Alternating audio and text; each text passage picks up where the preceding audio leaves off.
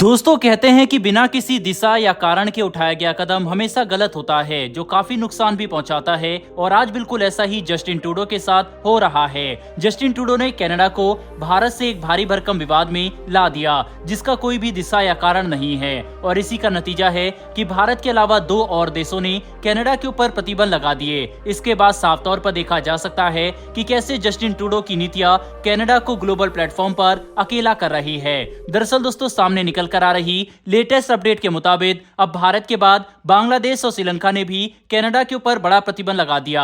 मामला कुछ ऐसा है कि 1975 में बांग्लादेश के father of nation Sheikh Mujibur Rahman की जिस शख्स यानी नूर चौधरी ने हत्या की थी, वह कनाडा के शहर टोरंटो में पिछले 27 सालों से एक काफी अच्छी जिंदगी जी रहा है। ऐसे में बांग्लादेश की मौजूदा प्रधानमंत्री और शेख मुजीबुर रहमान की बेटी शेख हसीना चाहती है कि उनके पिता के कातिल को वापस बांग्लादेश लाकर फांसी की सजा दी जाए, जिसके लिए बांग्लादेश की कोर्ट की तरफ से पहले ही सजा सुनाई जा चुकी है। लेकिन क्योंकि ये नूर चौधरी पिछले इतने सालों से बांग्लादेश के बाहर है, इसीलिए इसे पकड़ना नामुमकिन हो चुका था। लेकिन बाद में जब बांग्लादेश ने कनाडा की सरकार के साथ बातचीत करनी शुरू की ताकि इस व्यक्ति को वापस बांग्लादेश भेजा जा सके, तो कनाडा की सरकार ने बांग्लादेश का समर्थन करने की बजाय इस नूर चौधरी को लेकर कोई भी हरकत नहीं दिखाई, जिसकी वजह से शेख हसीना काफी परेशान और गुस्से में है। नतीजा यह हुआ कि भारत के बाद अब बांग्लादेश की तरफ से भी कनाडा में जाकर पढ़ने वाले छात्रों के लिए एडवाइजरी जारी कर दी गई है, जिसके तहत बांग्लादेश ने बताया है कि कनाडा उतना भी सुरक्षित देश नहीं है कि उनके छात्र वहां जाकर लगातार पढ़ाई करते रहें। ऐसे में भारत की तरफ से जारी की गई चेतावनी और दोनों देशों के बीच चल रहे विवाद के बाद बांग्लादेश की तरफ से भी उठाया गया ये एक्शन कनाडा की एजुकेशन इंडस्ट्री को काफी भारी नुकसान पहुंचाने वाला है।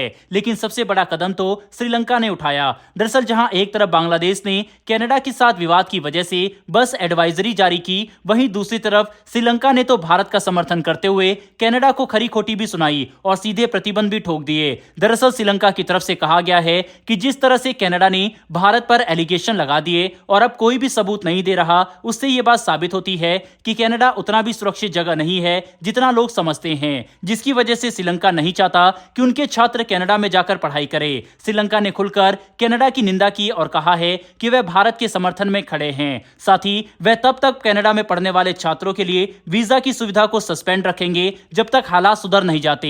ऐसे में यह बात साफ हो चुकी है कि भारत के साथ बिना मतलब का विवाद शुरू करके कनाडा को कुछ भी हासिल नहीं हुआ।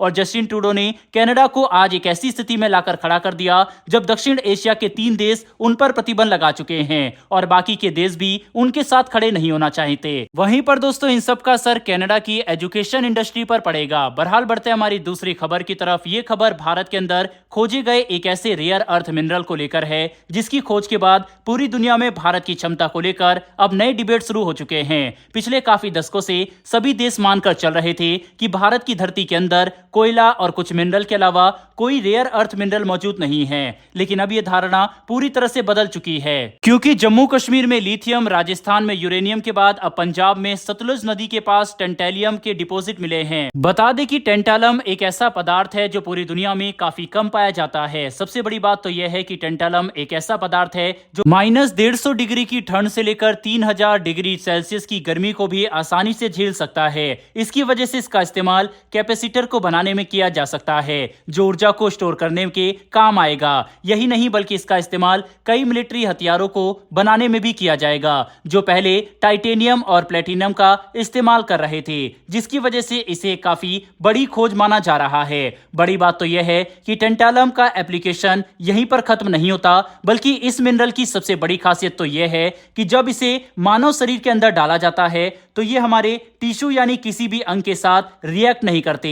मतलब अगर टेंटालम का इस्तेमाल करके आर्टिफिशियल जॉइंट और आर्टिफिशियल बोन्स बनाकर लोगों के अंदर ट्रांसप्लांट करने के लिए इस्तेमाल करें तो इससे काफी हद तक लोगों की मदद हो सकती है। और क्योंकि ये किसी भी तरह का रिएक्शन नहीं करता, इसीलिए इससे मानव शरीर को कोई भी नुकसान नहीं होगा, जो टेंटालम को मेडिकल वर्ल्ड में एक काफी बड़ी उपलब्धि बनाता है। यही वजह है कि भारत की ये खोज काफी बड़ी है। बहरहाल दोस्तों इस वीडियो में इतना ही, फिर मिलेंगे ऐसी एक नई वीडियो के साथ। धन्यवाद। जय हिंद।